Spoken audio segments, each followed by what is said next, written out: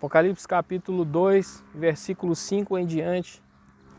Lembre-se, pois, do lugar do qual você caiu.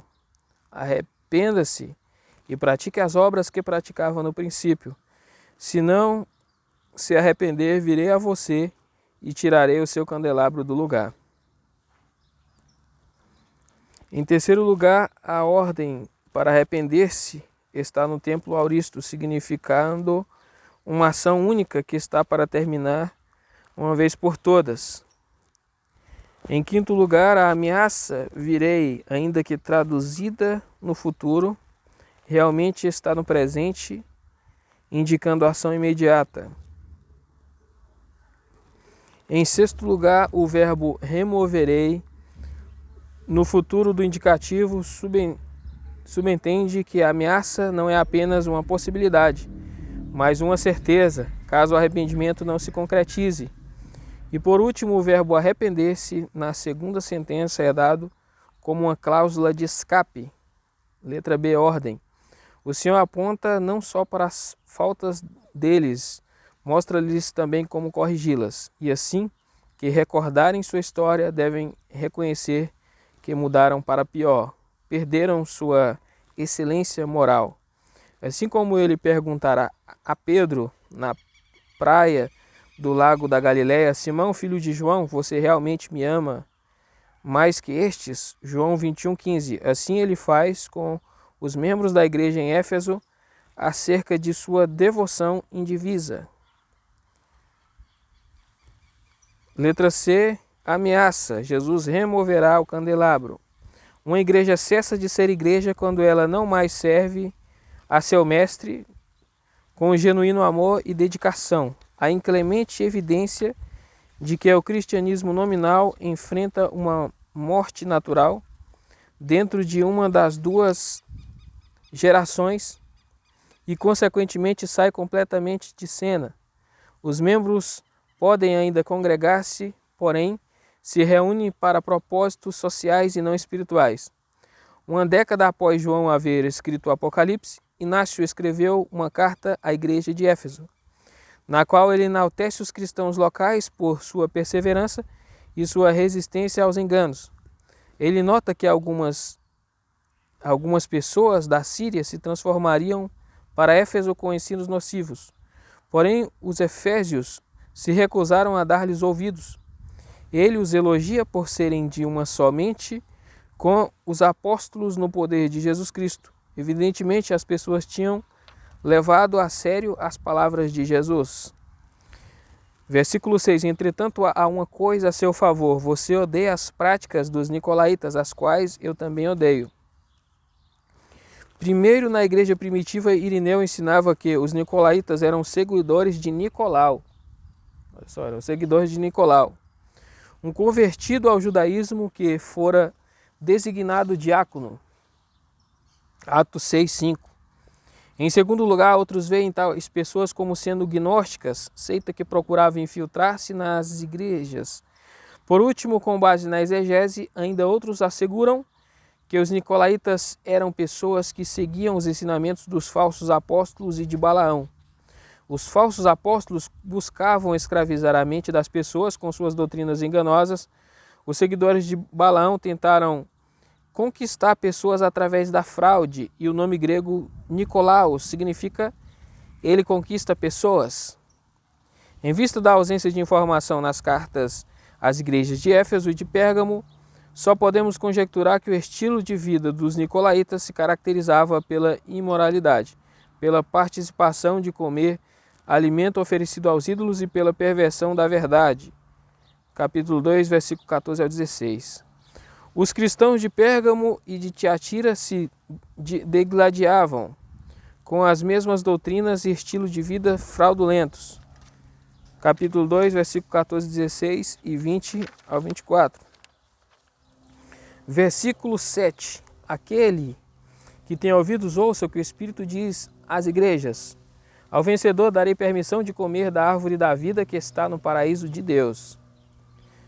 Cristo venceu a guerra, mas ela ainda não terminou. Não só os mártires, mas cada crente está pessoalmente engajado nesta guerra contra Satanás e seus correligionários.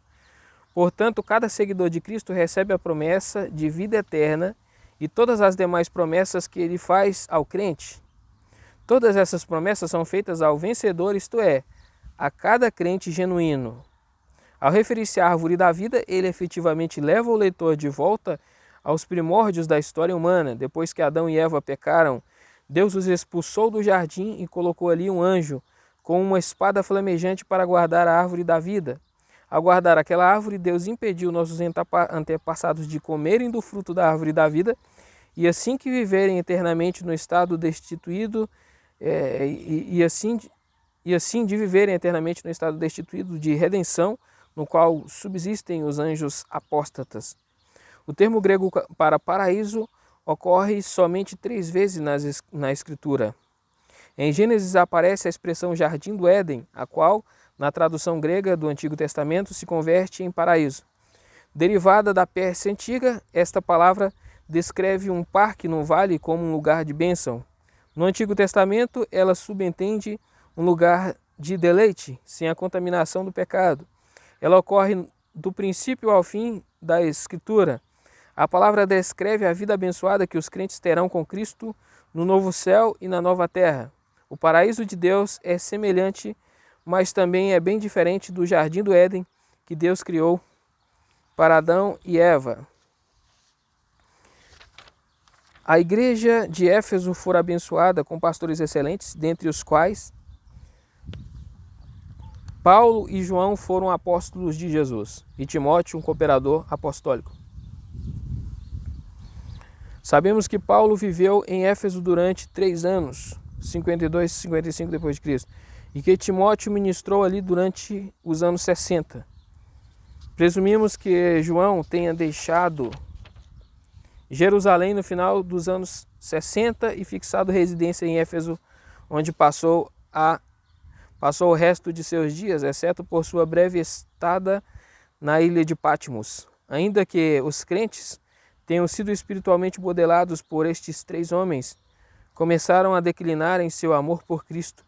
E ainda que João, como apóstolo do amor, tenha ordenado que as pessoas amassem umas às outras, não ele, mas Jesus, dirigiu-se aos Efésios e os censurou por apartar-se de seu primeiro amor. Jesus, como supremo pastor e bispo de seu rebanho, 1 Pedro 2,25 e 5,4, está caminhando no meio da igreja, 2,1. O corpo de Jesus é a igreja e não uma sociedade. É um organismo e não uma organização. É um ser vivo e não uma entidade formal. Enquanto uma sociedade ou organização pode ser determinada a deixar de pagar seus impostos e cumprir seus deveres, os membros do corpo de Cristo deixam de ser uma igreja quando cessam de difundir a luz do Evangelho. A palavra church em inglês, Kirche em alemão, Kerk em holandês, é oriunda do termo grego Kyriake, que significa pertencente ao Senhor. Os idiomas românticos usam derivativos do grego eclésia, que significa povo de Deus, chamado do mundo. Église em francês, iglesia em espanhol, igreja em português e chinesa e chiesa em italiano. Daí aquelas pessoas que edificam o corpo vivo de Jesus Cristo são a igreja porque pertencem a Ele.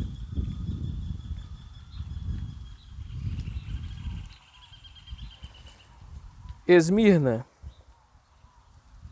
Esmirna, moderna Izmir,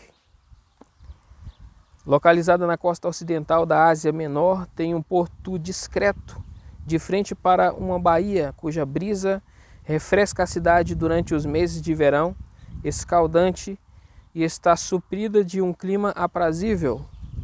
O porto estimula a indústria e o comércio que desenvolveram a cidade de Esmirna numa metrópole comercial.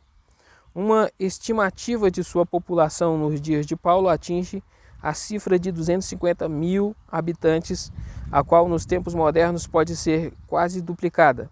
Era uma cidade próspera que ficava no final de uma rodovia principal que cortava os campos férteis do Vale Hermo. Politicamente, a cidade bandeou para os romanos e veio a ser um aliado leal.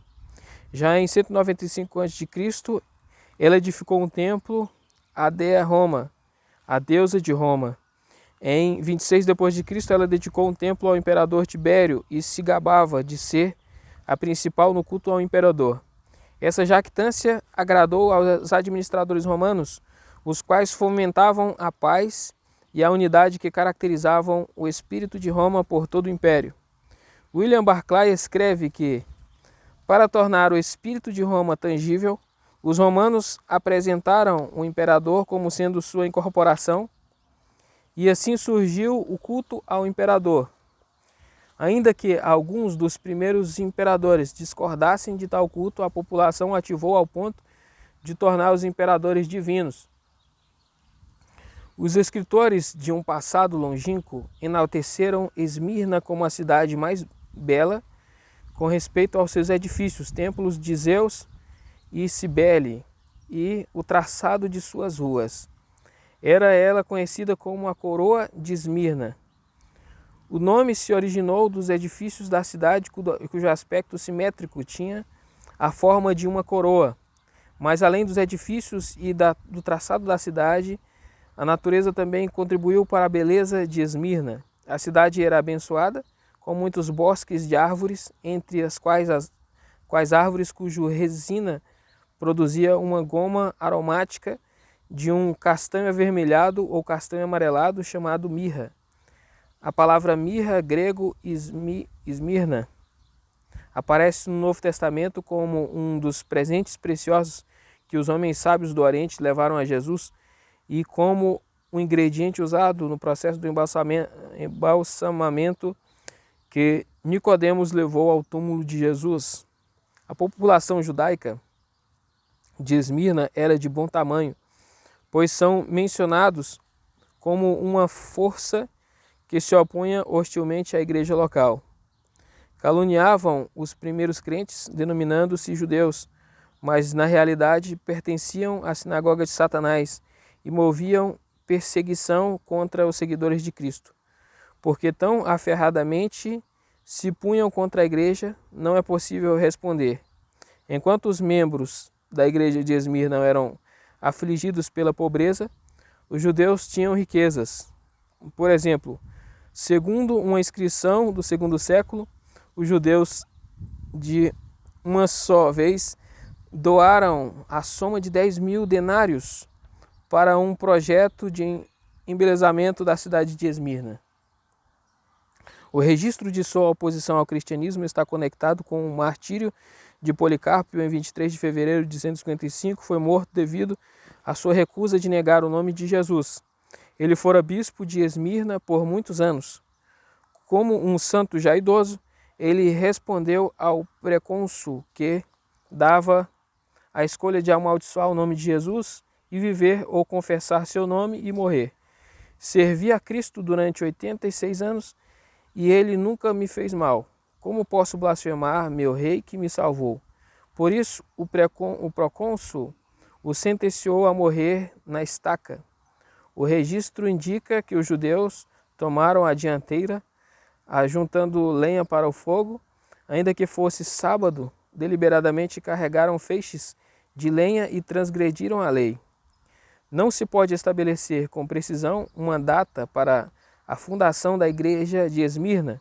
Judeus devotos da província da Ásia estiveram na festa de Pentecostes em Jerusalém, quando o Espírito Santo foi derramado, Atos 2:9.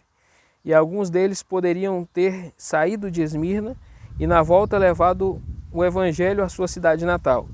Alternadamente, quando Paulo foi a Éfeso no início dos anos 50, ele ou seus associados poderiam ter instituído a igreja em Esmirna. A carta de Policarpo à igreja em Filipos poderia indicar que o conhecimento de Cristo ainda não havia chegado a Esmirna quando Paulo, em 62, escreveu sua carta aos Filipenses, pois ainda não o Cristo conhecíamos. Inácio, bispo de Antioquia, da Síria, foi levado a Roma como um Marte em 110.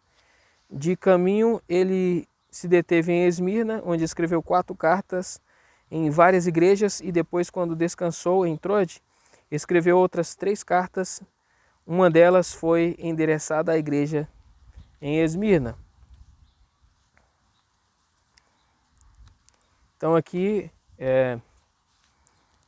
eu li até o versículo 7 do capítulo 2, e aí, para não ficar muito grande, eu vou terminar esse vídeo por aqui e vou começar em Apocalipse capítulo 2, versículo 8 em diante.